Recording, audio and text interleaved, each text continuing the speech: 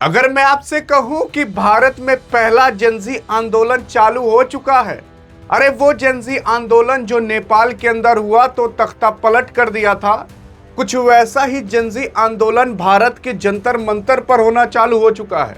और खबर तो सुनिए कि यहां पर जेनजियों को पूरी तरीके से मोहलत मिल चुकी है कि आप इतने बजे से इतने बजे तक प्रदर्शन कर सकते हो, और इतनी भीड़ लग चुकी है कि उसको कंट्रोल करने के लिए पैरामिलिट्री फोर्सेस मंगानी पड़ी है। लेकिन सवाल ये उठता है कि आखिरकार अभी दिल्ली के अंदर हो क्या रहा है? क्या धर्मेंद्र प्रधान को ये जेनजी इस्तीफा दिला पाएंगे कि नहीं? आ जाइए देखते हैं कि इसके अंदर पूरी की पूरी सच्चाई क्या है और झूठ वो कौन सा आपसे छुपाया जा रहा है। यार देखो, सबसे पहली चीज तो अभिजीत दीपके जो कि इस जेनजी आंदोलन के लीडर माने जा रहे हैं, जो कि 4 दिन में आया और इतना बड़ा हीरो बन गया कि जितना बड़ा हीरो भाई साहब आज तक कोई बन नहीं पाया। ये अभिजीत दीपके जो कि वीडियो में देखने में थोड़े गोरे चिट्टे लग रहे थे, लेकिन अब जब यहाँ आए तो थोड़ा फेस डार्क था, लेकिन बहरहाल उससे कोई मतलब नहीं है। ये जब एयरपोर्ट पर आते हैं तो पूरी इनको सिक्योरिटी मिलती है, और जब ये आते हैं तो उससे पहले ही इनको इजाज़त मिल चुकी थी कि आप जाकर प्रोटेस्ट कर सकते हो। ये देख सकते हो कि यहाँ पर पुलिस का पूरा रिपोर्ट भी है, जहाँ पर लिखा हुआ है कि 10 बजे से 5 बजे तक, मतलब सुबह के 10 बजे के शाम के 5 बजे तक आप यहाँ पर प्रोटेस्ट कर सकते हो। 6 तारीख 6वां महीना 2026, और फिर उसके बाद इन लोग को पूरा का पूरा मोहलत मिल जाता है कि आप 10 बजे से 5 बजे तक प्रोटेस्ट करने के लिए जा सकते हो। तो वहाँ पर बैरिकेड, पैरामिलिट्री फोर्सेस, काफ़ी सारे पुलिसकर्मी, कहा जा रहा है कि हजारों की तादाद में पुलिसकर्मी और पैरामिलिट्री फोर्सेस वहाँ पर रखी गई हैं। और उसी के साथ साथ यहाँ पर आप ये भी देख सकते हो कि जो कॉकरेज इस बैग ने डाल भी दिया है कि 10 बजे से हम करना चालू कर देंगे धर्मेंद्र प्रधान के रिजिग्नेशन के लिए। फिर उसी के साथ साथ यहाँ पर दिल्ली पुलिस ने ग्रांट परमिशन दे दी है कि आप जंतर मंतर पर कर सकते हो बिना किसी रोक टोक के। हाँ, बस ये है कि आप वहाँ पर लड़ाई झगड़ा बाकी तमाम चीज़ें मत करिएगा। यहाँ पर इस तरीके से कुछ भीड़ उभर कर आई है, और काफ़ी सारे ऐसे लोग हैं जो कि यहाँ पर कॉकरोच का मास्क भी लगाए हुए हैं। काफ़ी लोग पोस्टर लाए हैं, बेटा तुमसे ना हो पाएगा, और इधर धर्मेंद्र प्रधान की फोटो है।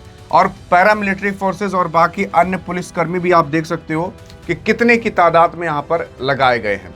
मतलब इस हिसाब से यहाँ पर सिक्योरिटी रखी गई है कि भाई साहब आप सोच नहीं सकते।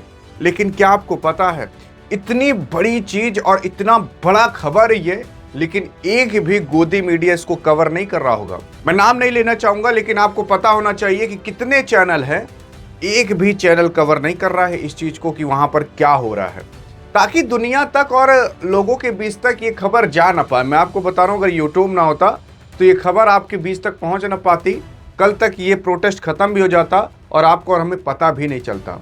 तो इस तरीके से कुछ मीडिया को कंट्रोल किया जाता है, क्योंकि अगर यही खबर मीडिया भी चलाने लगी ना तो हाहाकार मच जाएगा।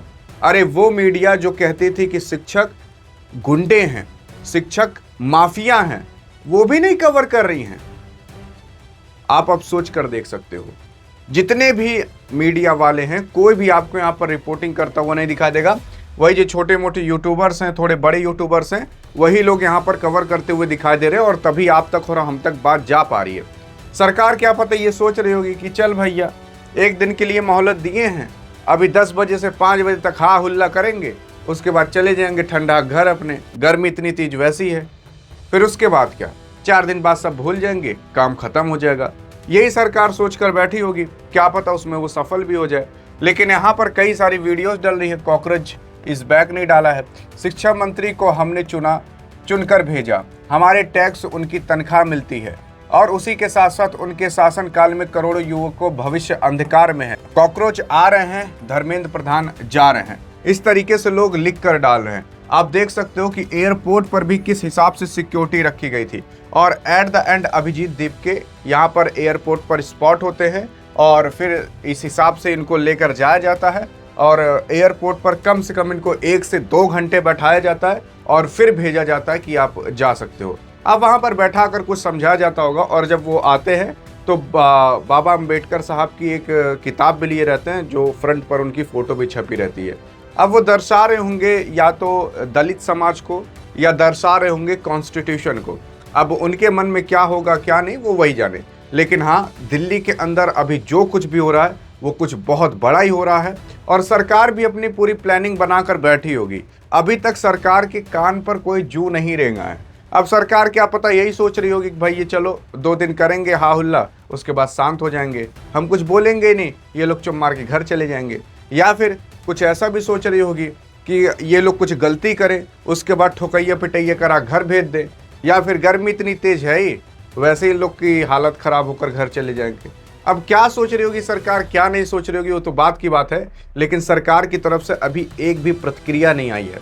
और यहाँ पर अगर आप देखोगे, ये जो कॉकरोच जनता पार्टी है, इस कॉकरोच जनता पार्टी से पहले जो कांग्रेस है, कांग्रेस ने भी प्रोटेस्ट किया था धर्मेंद्र प्रधान के इस्तीफा के लिए। अब धर्मेंद्र प्रधान के इस्तीफा के लिए क्यों किया कहा जा रहा है, तो धर्मेंद्र प्रधान अभी हाल फिलहाल शिक्षा मंत्री हैं। धर्मेंद्र प्रधान के ही जिम्मे में ये पूरी की पूरी जिम्मेदारी दी जाती है कि आप पेपर कराइए, पेपर लीक ना होने दीजिए। लेकिन उसी के ही कार्यकाल के अंदर 1 करोड़ से ज्यादा स्टूडेंट की जिंदगी बर्बाद हुई है और उन्हीं की ही रेजिग्नेशन के लिए, उन्हीं के इस्तीफा के लिए पूरा का पूरा किया जा रहा है प्रोटेस्ट, ताकि उनको हटाया जा सके।